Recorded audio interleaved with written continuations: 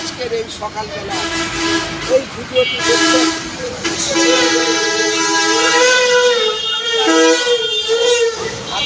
এটা হচ্ছে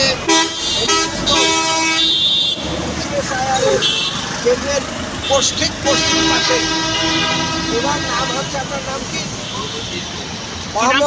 নাম হলো মোহাম্মদ ইদ্রিস, নাম বরিশালে বাড়ি।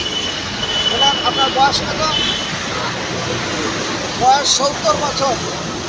ডান দিকে চোখটা অন্ধ, বাম দিকে চোখ নাই, অত্যন্ত অসহায় অবস্থায় এই রাস্তা এখানে আছে। এই যে এটা হচ্ছে তার আসলে থাকার জায়গা। আমি প্রায় প্রতিদিন এই রাস্তা দিয়ে হাঁটি। এখানে আসলে ওনাকে 20 টাকা বা 10 টাকা আমি দিই। এখন আজকে আমি চিন্তা করছি যে এখন শীত শুরু হয়েছে, অথচ এই শীতের সময় সে এখানে এইভাবে বসে আছে, হাঁটতে পারে না। তখন আমি তাকে একটা আমার বাসা থেকে আমার ওখানে আমার শিপন আছে, তাকে বললাম, শিপন একটা কম্বল নিয়ে আসো। আমি এই শীতের সময় এই একটি কম্বল তার হাতে আমি দিতেছি। আমি যে তাকে এই কম্বল দিয়ে ভিডিও করছি, এই ভিডিও করা আপনাদের কাছে কারোর কাছ থেকে আমি লাইক শেয়ার কমেন্ট চাচ্ছি না। দান এমন একটি জিনিস যা ডাইন হাতে দিলে বাম হাত জানবে না। আমি দান করে প্রচার করছি না, আমি এই ভিডিও করছি এই কারণে যে ওনার বাড়ি বরিশাল, ওনার এখানে চলে আসছে, জমি জায়গা ঘর বাড়ি কিছু নাই।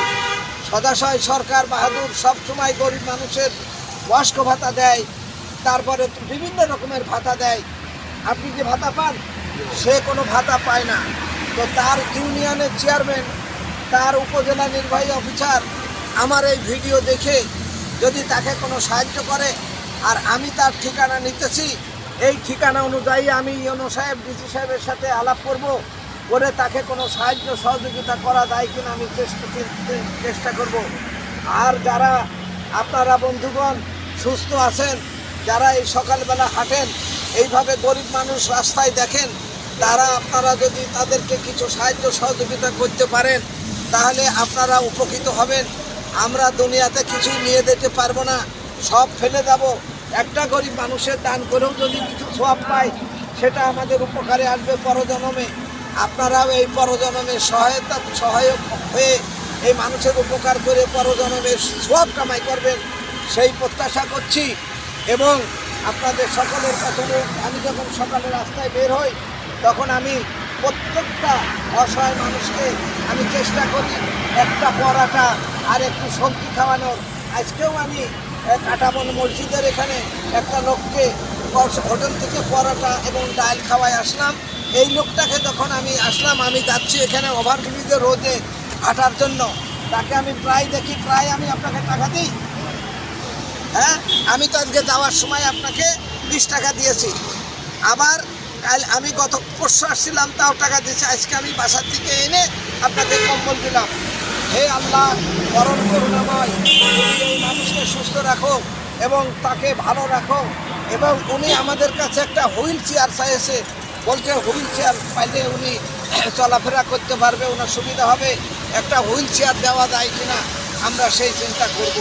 আল্লাহ আপনাদের সবাইকে ভালো রাখুক। কেউ আপনারা এটাকে অন্যভাবে নেবেন না, এই প্রত্যাশা রেখে। আপনার কি নাম বললেন?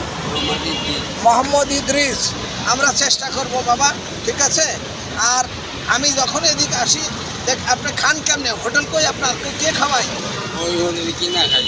হোটেলে কিনে খান? ওই এখানে তো হোটেল আছে না? নাস্তা করছেন? আপনার ছেলে পেলে নাই? না। তো এখানে কিভাবে আসলেন? রিক্সায় করে আসছে। যাই হোক, সে ভালো বলতে পারে না, যাই হোক উনি আসলে ভালো বলতে পারে নাই।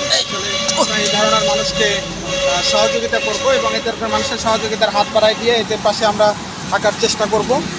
সবাই আসলে আমাদের এই ভিডিওটা শেয়ার করে ওনার এলাকার মানুষদেরকে দেখার সুযোগ করে দিবেন। ধন্যবাদ সবাইকে।